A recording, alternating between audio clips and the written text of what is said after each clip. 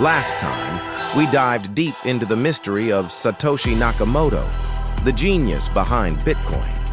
We explored the wildest theories, from government conspiracies to billionaires secretly running the world.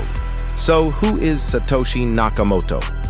First up, we have Szabo, a cryptography genius and the creator of BitGold, a digital currency concept that sounds a lot like Bitcoin.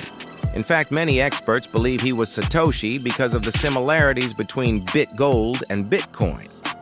But there's a problem. When people analyzed Satoshi's writing style, Nix didn't quite match. Then we have Wright, the only person bold enough to claim, "I am Satoshi." But here's the thing, he never provided real proof. And when the Bitcoin community asked him to sign a message with Satoshi's original keys, he failed. So, yeah, not buying it, Craigie. Sassaman, a brilliant cryptographer and privacy advocate. He worked on anonymous communication systems and was deeply involved in the cypherpunk movement. His timeline kinda matches too. Satoshi disappeared around the time Len passed away in 2011. But in 2014, Satoshi's old account logged in to deny that Dorian Nakamoto was Bitcoin's creator.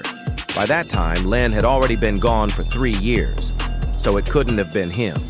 Last time, we dived deep into the mystery of Satoshi Nakamoto, the genius behind Bitcoin. We explored the wildest theories, from government conspiracies to billionaires secretly running the world. But one name kept coming up: Hal Finney. He was a legend, a genius in the cryptography world.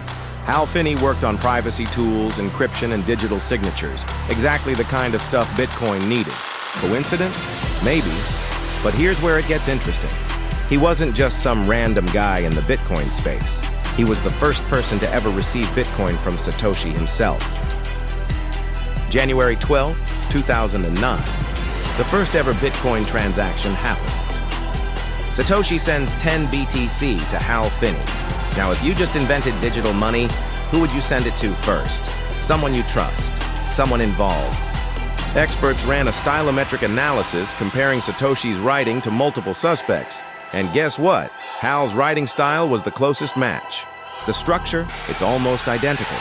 In fact, some researchers believe Hal could have written the Bitcoin white paper himself. In 2011, Satoshi Nakamoto vanished. No emails, no messages, just gone. And that same year, Hal Finney was diagnosed with ALS.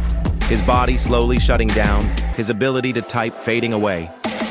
Could it be that Satoshi didn't disappear, but was simply unable to continue? But here's where things get crazy. In 2014, Satoshi's old account briefly reappears to say one thing: "I am not Dorian Nakamoto." And at that time, Hal Finney was still alive. Was this Hal's final message before passing away later that year? The timing is too perfect, so let's put the pieces together.